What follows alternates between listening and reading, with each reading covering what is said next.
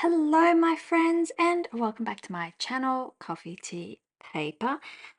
Thank you to everyone who responded to my quick poll that I did last night about what ink you would like to see in what order.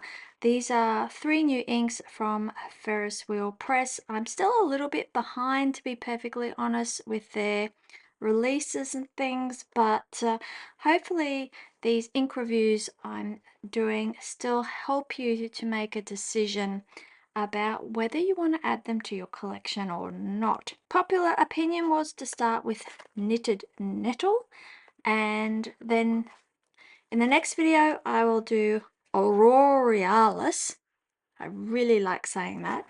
And then we'll finish off after that with the Sherry Sonata. Today, Knitted Nettle. As always, oh, and before I start, I just want to draw your attention to my ink swatching journal here. My lovely pen pal Mel, who is Awful Gold, sent me the most wonderful care package while I was away to celebrate New Year.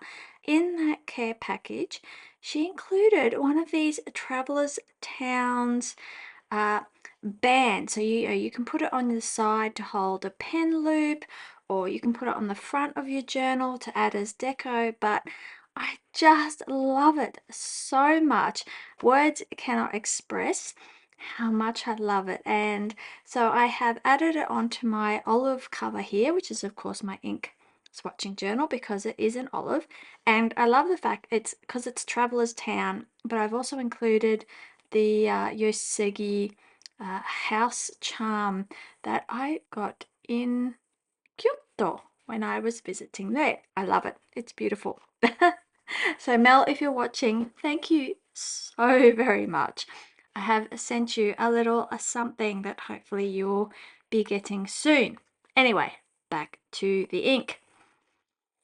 Knitted Nettle. Of course, it's one of the fairy tales inks, which always are in these little bottles, and they have started on a new theme, I guess, around Swan Lake and the Swan Sisters. Anyway, I'll read out the blurb. Every obstacle is a chance to flourish. Join Princess Patch as she navigates through formidable tribulations, emerging radiantly inspired. Oh, if we could all do that. The greatest, sorry, that bit wasn't on the box, that was my aside. The greatest sacrifices yield the most worthy rewards. With passion and dedication at your fingertips, perseverance will always prevail. One stinging stitch at a time. And here, of course, is the little feather logo. So, what do we have? A base of dark green, a sheen of red, and a pink gold shimmer with no apparent shading. Excellent. And of course, we have some imagery in here as well as the nettles. Okay. I also am trying a new, to me, dip pen. This is, of course, the Sailor Hokoro dip pen. It's won a Good Design Award, so that's always nice to know. I chose to get the medium nib. I thought that might just, well, medium sits in the middle, right? So we'll see how we go. You can, of course, buy replacement nibs where you just pop them in and out of what is essentially just a plastic tube to keep it all in place. I'll just show that. It's quite a fun design. It just clips out like that, and it just goes into the body with a click, and you can return it back with a click. You can buy different types of nibs. You can get fude nibs, you can get broad nibs, fine nibs, and so forth. I did also purchase, in addition to the dip pen and the nib, an extra feed attachment, which is simply just this black plastic part here that sits in behind the nib, and that just allows you to not have to dip quite so often. I'm not sure how my writing is going to look with this, but I thought it might be interesting to try. It is Sailor brand, so let's hope. It's marked here as $29.95. I didn't actually pay $29.95. There was some discount on at the moment, but I'll check how much I did pay, and the addition of the feed was an extra $4. So we shall see. I have already pre-stamped my page in anticipation of doing these ink reviews with you today. I've just given this ink a bit of a gentle agitation. Oh, we need our paintbrush. Here I am.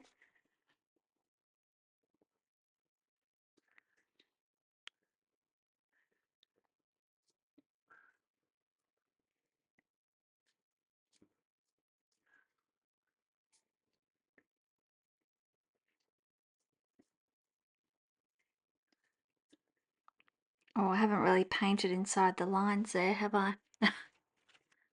Whoops. And let's see how this Hokoro medium nib dip pen with extra feed behaves. Okay.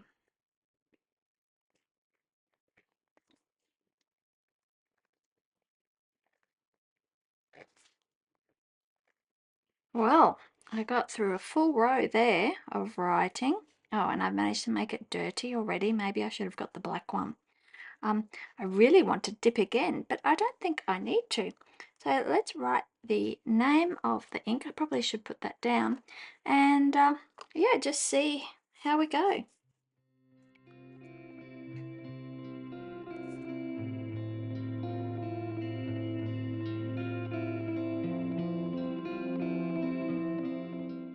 Oh, we've had a skip there.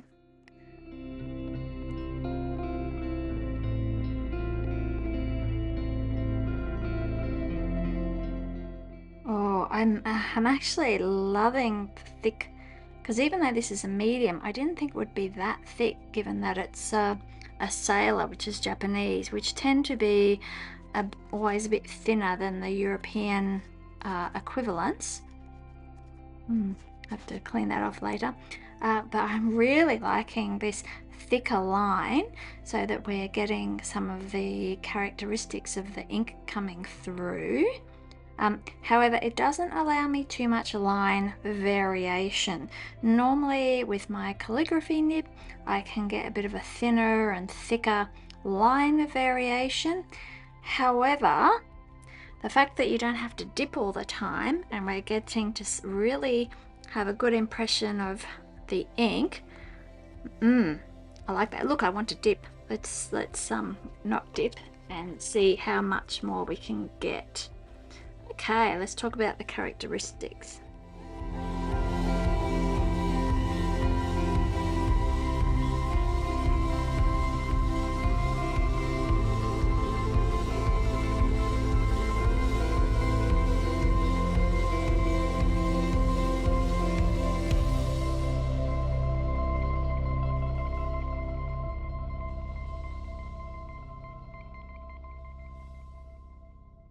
Wow, still haven't had to dip.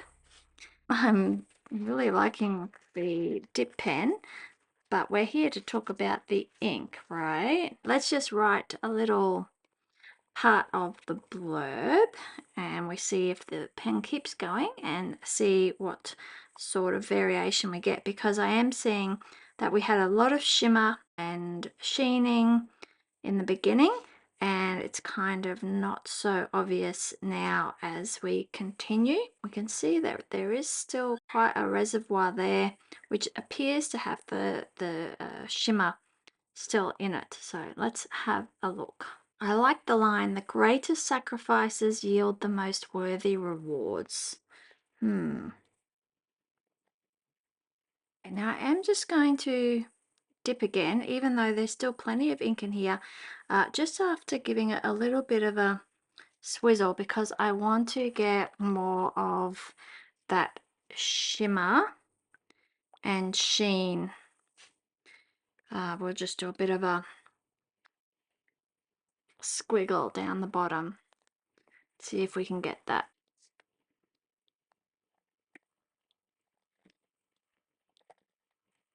And I am going to just get my normal calligraphy dip pen as well. This one that you are probably familiar with if you've been here a while. And just see what we get with it.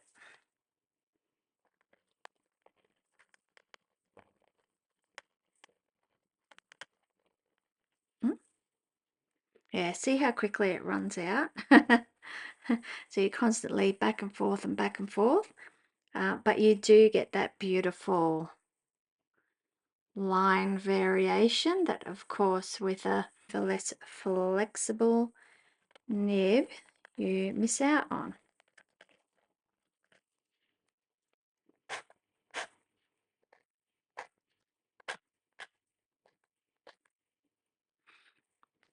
Lid on, let's have a look. This is putting me in mind of Cloak and Forest in that it's a dark green Fairy Tales ink with a red sheen and some shimmer, but we're definitely seeing that red sheening coming through. This is a dark green, but it's definitely a dark green with a bit more of a dark tealy kind of edge.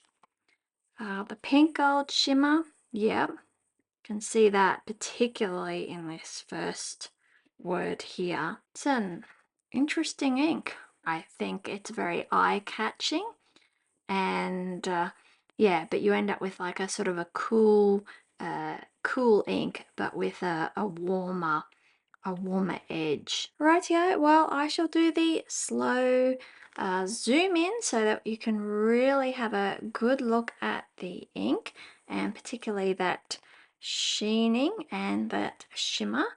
And let me know, is this a winning ink for you, or are you more looking forward to seeing Aurorealis, which of course is the limited edition 2024 ink. Thank you so much for watching, and I will see you in the next video.